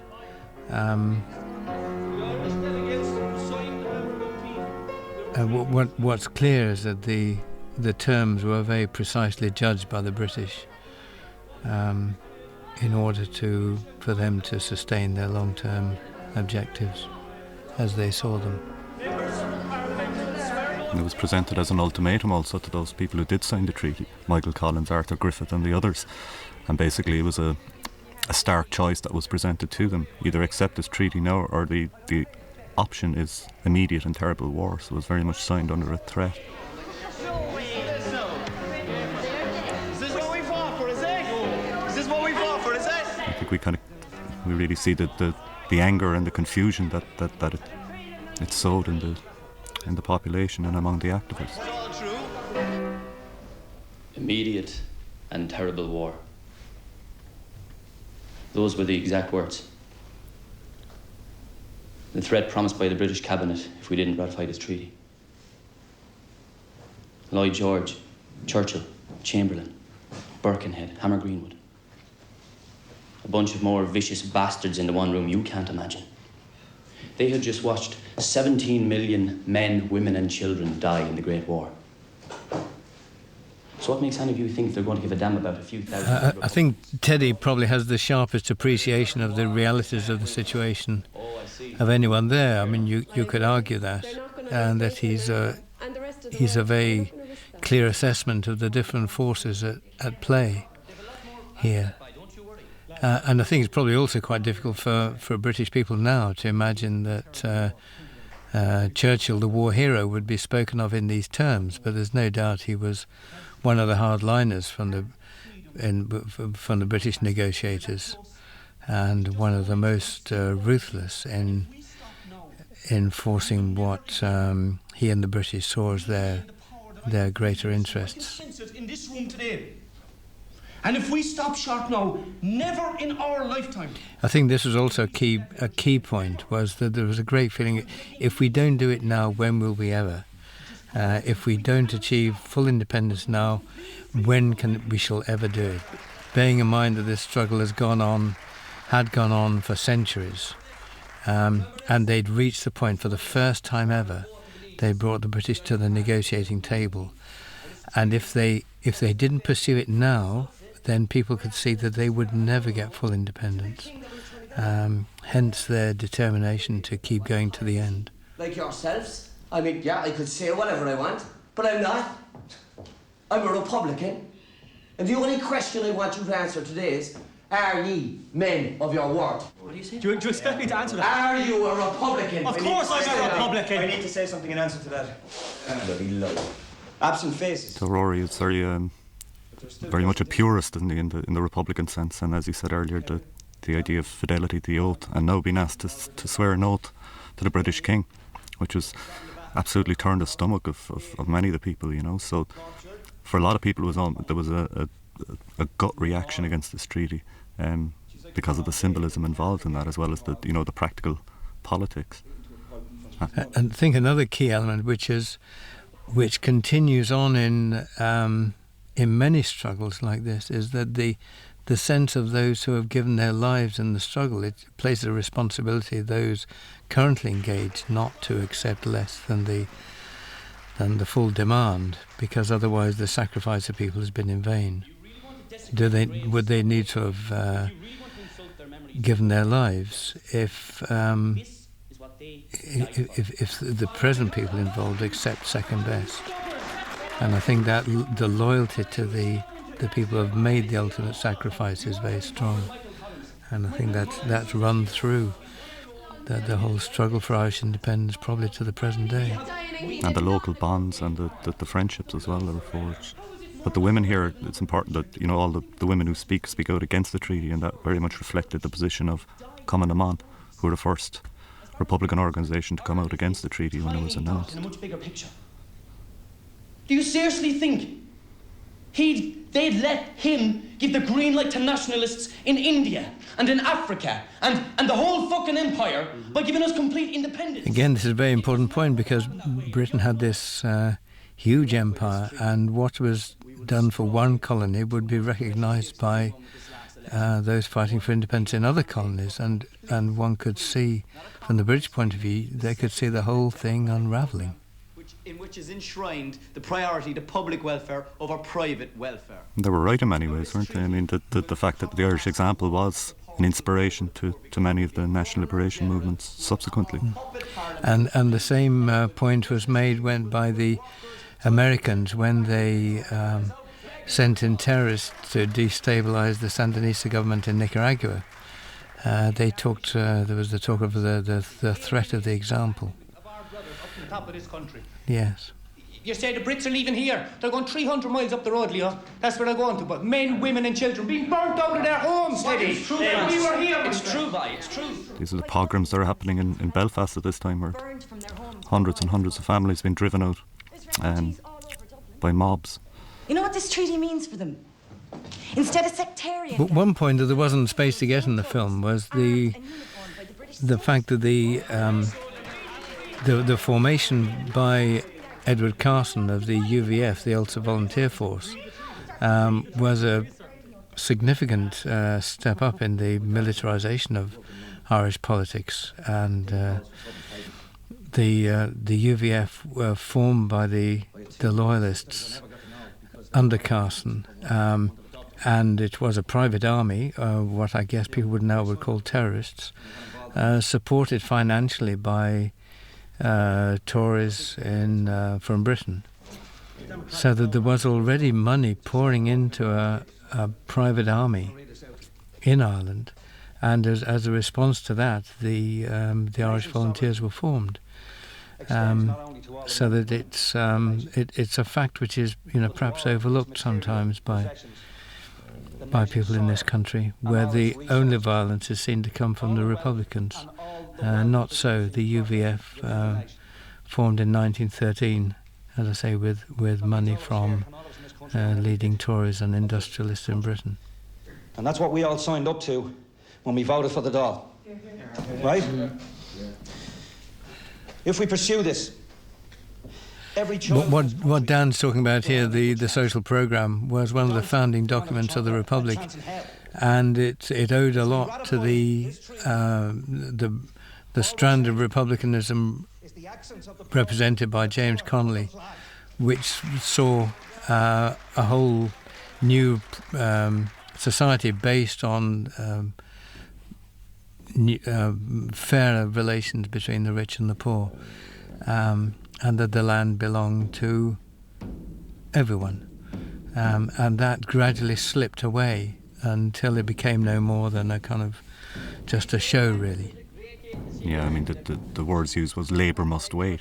In other words, labour, that social programme, or socialist programme even, would have to be deferred until after the British were gone. But of course, Labour continued to wait after the British went from the 26 counties. So that position very much marginalised Dan's position there, as articulated by Dan. One-way ticket now, lads.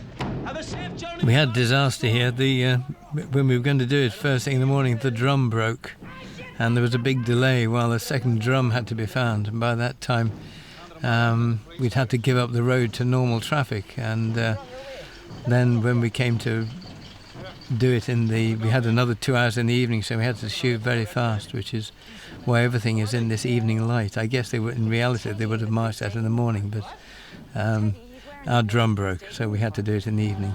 Kick out the black and tans, bring in the green and tans. Bastards, a lot of you. Won't even give us a chance. This treaty has been approved by the Donal. Hasn't been approved in the fields, Donal. David. Hasn't been approved in here, boy. Any of you for a drink? Yeah, go on.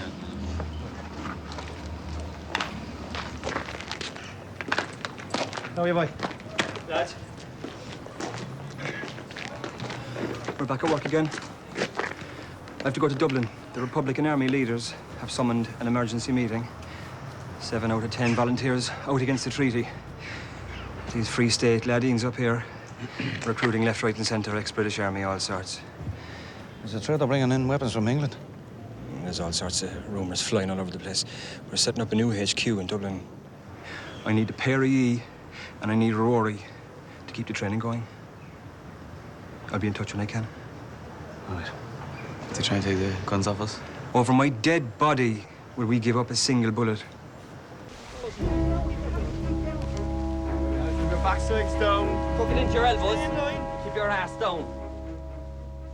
I think it would have been very hard to have made a judgment at the time, either for or against the treaty. I think there's a logic to both sides, and we certainly didn't want to make any kind of glib statement about who was right and who was wrong. I think it was an extraordinarily difficult judgment to make, and it was pitched to drive a wedge between different sections of the Republican movement, and pitched with great shrewdness by the British. On the line. Right, down your bellies. And of course, the treaty was signed on the 6th of December, and then you had the Christmas break, if you like, when a lot of people were heavily influenced by the newspapers, by the churches, by the establishment, by the community leaders, by their families, and there was a lot of war weariness, obviously, to change sides, if you like. Their impulse was to reject the treaty, but as time went on, the influence of the establishment really was vital in getting people to accept it. And I think the strength of Michael Collins's character was very important in that, in convincing people. If it was good enough for Michael Collins, it's good enough for me, for a lot of the activists as well. Good boy. Can you stick out your tongue for me? Say, ah. Good fella. Right, will you sit up? I'll have a look at your tummy. It wasn't so easy to find skinny kids in Ireland now. Lie back down for me. Will you be all right, Doctor? I'm afraid the cheap food and the sugar in the drinks has wrought its havoc in Ireland as it has everywhere else. Would you like a glass of water? I won't, no, I'm fine. Maybe a drop for himself. This again very much reflects the reality of the abject poverty both in the cities and in the countryside, and the extent to which the treaty really and the way it was engaged with didn't really address those problems of inequality and poverty. And as it panned out in the Free State, matters got worse, in fact, in terms of social inequality. He's half starved then.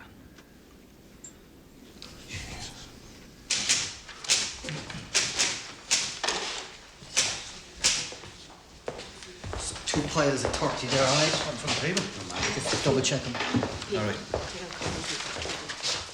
You see the leaflets here that they're producing based on Liam Mellow's notes from Mountjoy, aren't they? Liam Mellow's a Republican leader who very much took the position that the Republican resistance to the treaty needed a social programme in order to make sense of it, and Mellow's is a very important. The book actually, Liam Mellow's and the Irish Revolution by Desmond Greaves, is a very good insight into that position, into the whole period. Finbar was in the forecourts with all the Republican leaders. Free Staters smashed the place with 18-pounders from the British. It's the beginning of the Civil War then, with the attack on the forecourts and the anti-treaty Republican leadership who had been holed up there as their headquarters since April. And this is June 1922. I'm not heading back. Where are you off to? Sorry, lads. Get you back. That's an order from Finbar. Yeah, you can tell that to the bastards killing Republicans in the forecourts. Ronnie, where are you going, boy? Come here. The longer I stay here, the more my men's lives are in danger.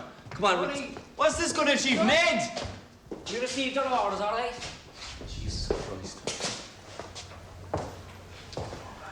Sorry. I'm not heading back. There's men in the forecourts. Our comrades are up there, steady boy. Damien, I'm getting hit. It's in order. I'm getting hit. I'm with you all the way. Do you understand what's happening? I'm with you all the way, but these are our own lads, and I'm sorry. I'm back. No. Our comrades are in the forecourts. They're our comrades. This is not going to stop in the over for me. forecourts. Steady boy, hold on. So I think a number of people took the line that Steady Boy's taken, that whatever the rights and wrongs of it, he couldn't turn his gun on his erstwhile comrades. And I think that's a very human response.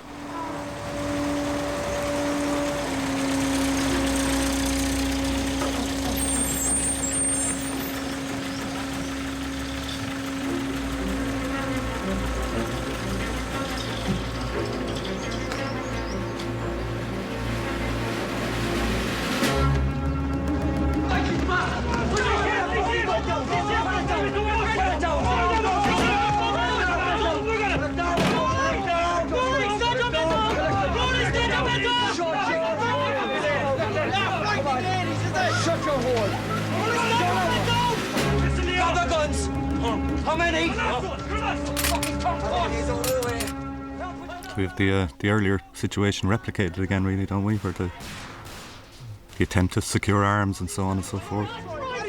Shut up! I've good mind to do you all. Come on, hurry up, move it!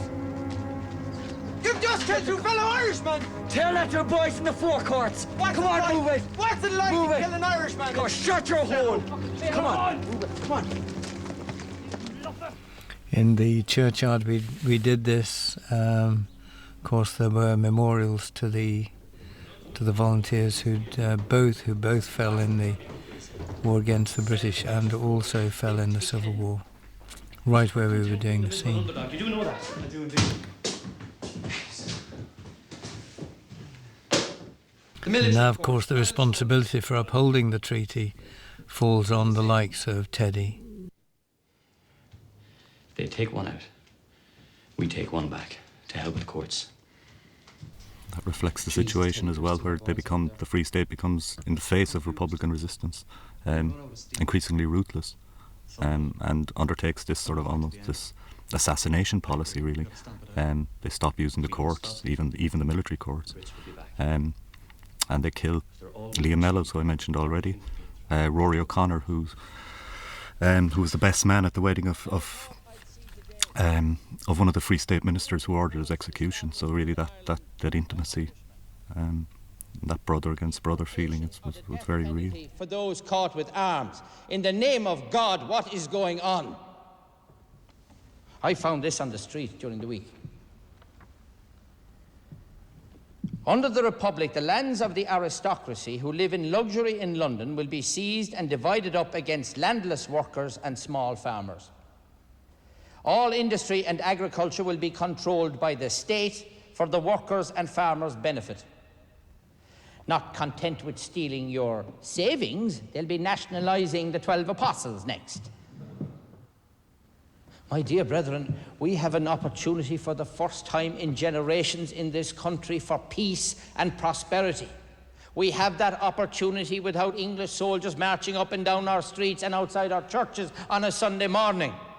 We have that opportunity. The leaders of the church and the newspapers, the whole establishment argued very strongly for the treaty because, of course, it brought peace, which of course was everybody wanted, but it also preserved the power relationships within the state as they were, so that there was no possibility then of the social program that Dan had quoted earlier. Are guilty of the gravest sins and may not be absolved. There's an awful lot of bitterness for many, many years afterwards against the church and against many of the priests and the bishops by Republicans who were effectively excommunicated at this time. Just the opinion of the Catholic Church. It is the opinion of other churches, and it is the opinion of every newspaper up and down and the length and breadth of this country.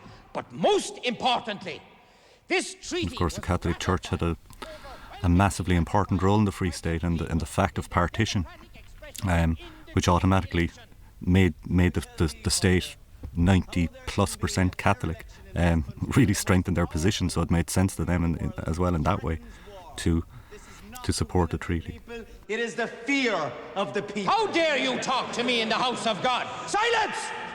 Damien O'Donovan, you're a disgrace to the memory of your parents. Yes, get out! The Free State Constitution was only printed the morning of the election, so nobody had... Young lady, this is not the marketplace. Sit down, shut up, or get out of my church. And once again, the Catholic Church, with honourable exception, sides with the rich. Get out! The priest played with such confidence and strength was by Dennis Conway, who really drove that scene with great energy and passion. Come on, boy. One way of viewing the film is as the relationship between the two brothers, how it changes and how one gets stronger as the other gets more desperate. At the beginning of the film, Teddy is the strong one, Damien is the tentative one. Teddy is older, he's more confident, he's a man of action, and rather patronises Damien. Now Damien stands up to him, he's his equal not only in his arguments but in his the way he challenges him. And this scene is really quite pivotal in that, not only in terms of the political story and the story of the Civil War, but in the relationship between these two. Just give me time. Give this a chance. It's too late, Teddy. You can't see it, bro. Both give equally as good as they get. Whereas earlier in the film, earlier in their relationship, Teddy would have dominated. This treaty makes you a servant of the British Empire. You have wrapped yourself in the fucking Union Jack, the butcher's apron, boy. That was another quote from James Connolly, referred to the Union Jack as the butcher's apron. He was speaking, of course, at the time when the British Empire was had been imposed by force on many countries.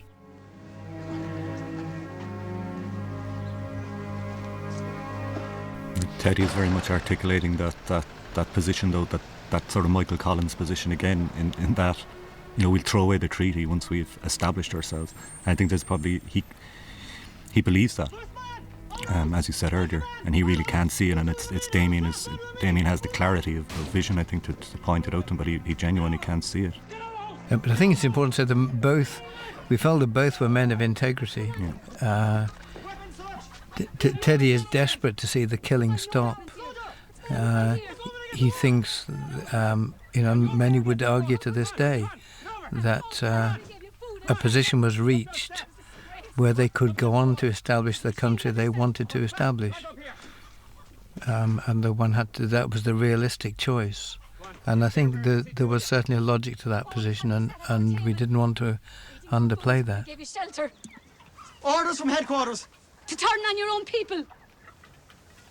Orders from the government of the Free State. And now the pattern of war is repeating itself. The farm which had been searched for weapons by the British is now searched for weapons by the Free State Army, and the anti-treatyites are now raiding a barracks to rearm themselves.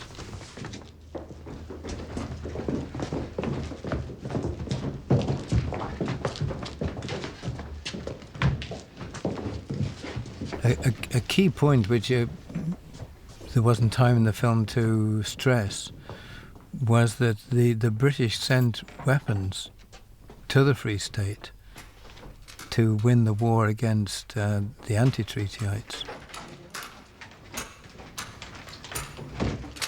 And they also had said that unless the Free State, the pro-treaty wing of the movement took action against the anti-treatyites, that the British would come back and do it themselves. So that, the Free Staters are also operating under that threat again. So it's very much the British who continue to pull the strings.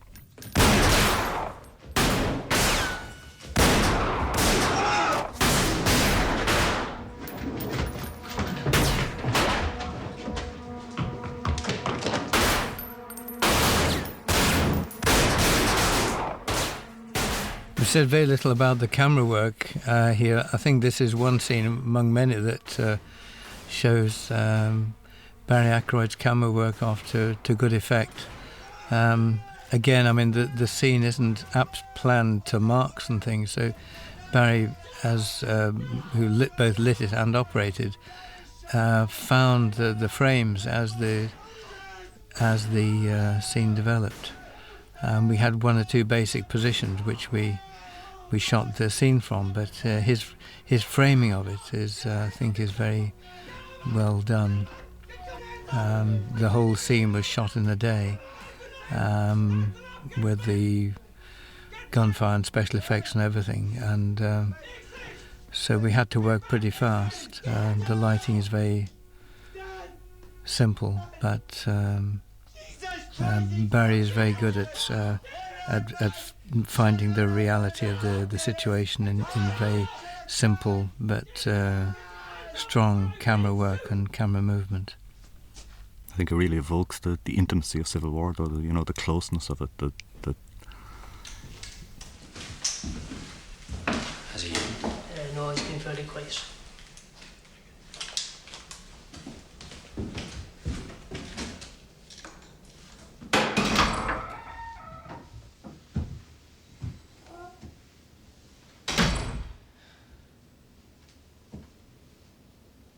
And now in this scene, the relationship between the brothers, in a sense, power passes to Damien. It's Teddy who is asking and, as he says, pleading, and it's Damien who becomes the stronger in the relationship, and he doesn't give way on to the commitments he's made. Lying side by side. Jesus, Damien, you shouldn't be in here. When we played the scene, although I think Damien knew what the situation would be, Killian, as Damien, knew what the inevitable end of this was. We kept the last line of the scene out of Killian's script, so that the first time you heard the last line in the scene was when we filmed it. Better student by a mile.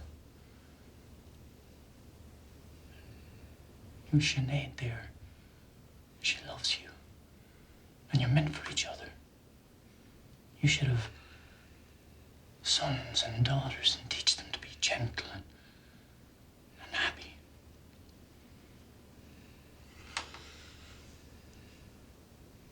I want out of this uniform, Damien. I want peace. We need people like you, and even the likes of me, to make that happen.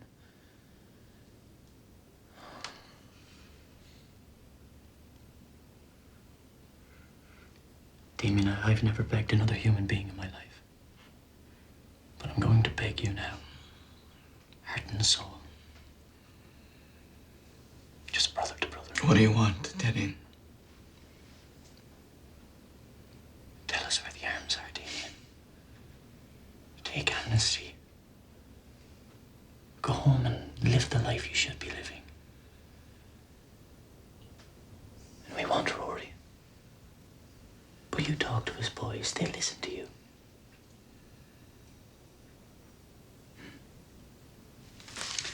You listen to me.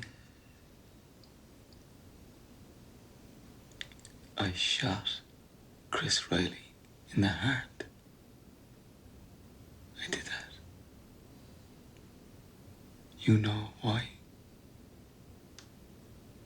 I'm not going to sell out.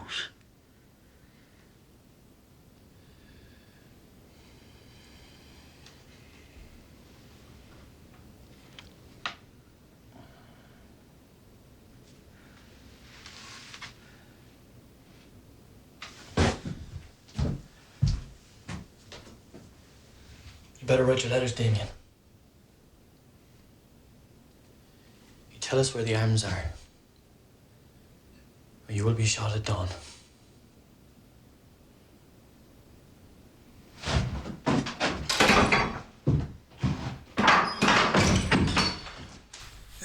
I think both the actors obviously had played the scene with a very good instinct about the way it should be played.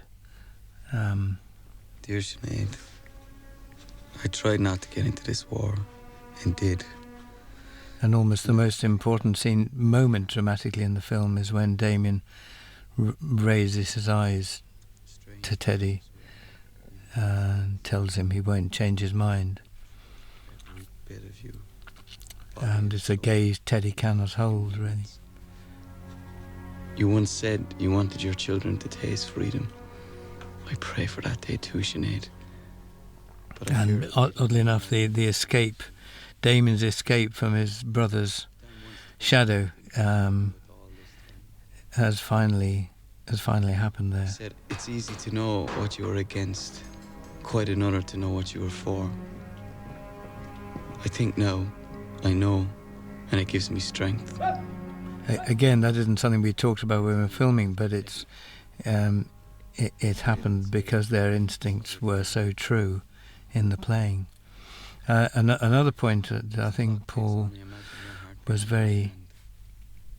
felt very strongly about, and I think we all did, was that wars damage people, even if they're fighting on a good cause, in what they think is a good cause, even if they feel that they have justice on their side.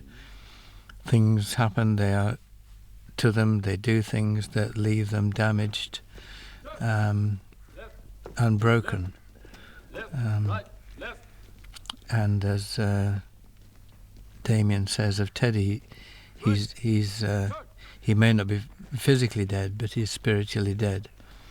And both of them have, in fact, many of the characters in the film are damaged and lost. And that's, in a way, that's what war does. That's what violence does.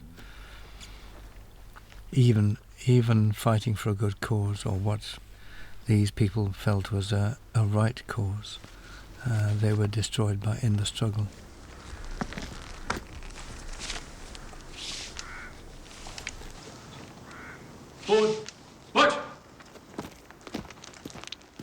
Of course, many of the Republicans continued to fight against the treaty subsequently, and kept going, refusing to sell out, as Damien says. Thousands more had to emigrate because they couldn't find employment in the Free State. So, the legacy carried a long time afterwards as well. Not just the bitterness, but in reality. One man who came to see the film when it was shown in Cork was Dan Keating, who is a man who fought in the War of Independence. He's still alive, very much alive. He fought in the Civil War against the treaty, and he refused to accept his pension from the Free State because it felt it was a betrayal. And so the resistance carried on a long time, and I was very... it was a great moment to meet him. He spoke very highly of the film and its accuracy and its sense of the time and sense of place. I think he was very impressed. I'll do it. Let's go on! Well, I said to him, it's easier to make a film than to fight in the war. Get ready! Load! Take aim!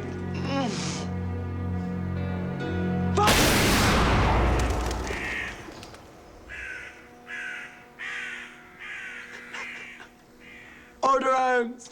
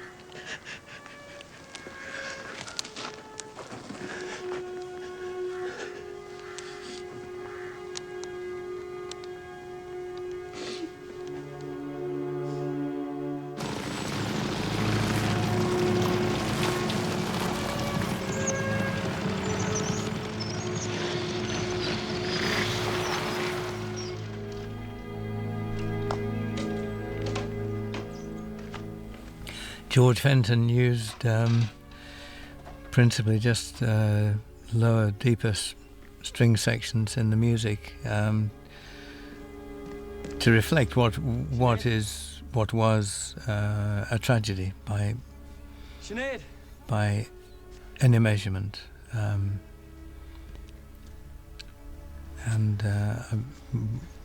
we've felt his music really just indicated the depth of that tragedy. What's wrong?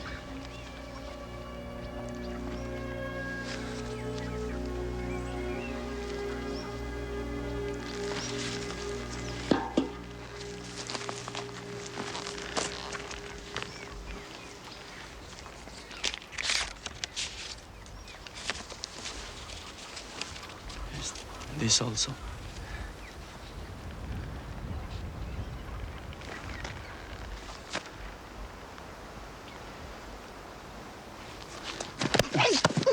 No, Sinead. No, Sinead. No. No. I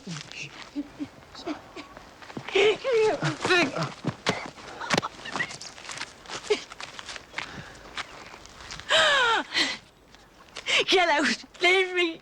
Get off me, lad! I don't ever want to see you again! Oh. Oh.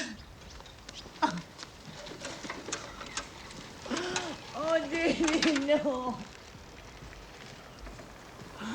Oh, no!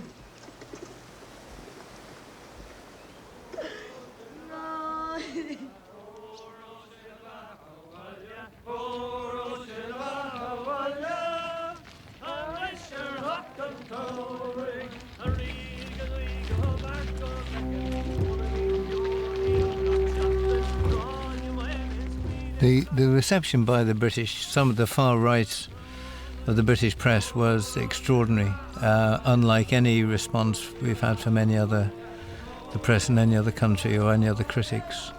But we were compared to Leni Riefenstahl, the Nazi propagandist. The film was compared to Mein Kampf.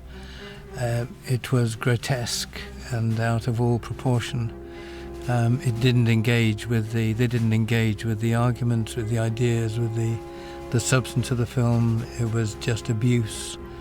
The BBC's motoring correspondent uttered kind of scatological and childish abuse at me, and I think it indicates that the sections of the British establishment know that Britain behaved very badly towards the Irish, and still do. And the British have never acknowledged their violence against the Irish over centuries. They don't acknowledge their responsibility for the problems that have existed in the north since the treaty. And it's difficult to see how there will be a lasting peace until the treaty is revisited. Not to say that it wasn't an immensely complex decision by the Republicans at the time which way to vote, to support it or not. But in retrospect, with the benefit of hindsight, it's difficult to argue that the north of Ireland has been a successful political entity, whichever side you're on. And I think the failure of the British to acknowledge their responsibility was reflected in the abuse that was heaped on us when the film was shown in Britain. Fortunately, people who've written about it in other countries haven't shared that view, and we've been very fortunate in the responses we've had.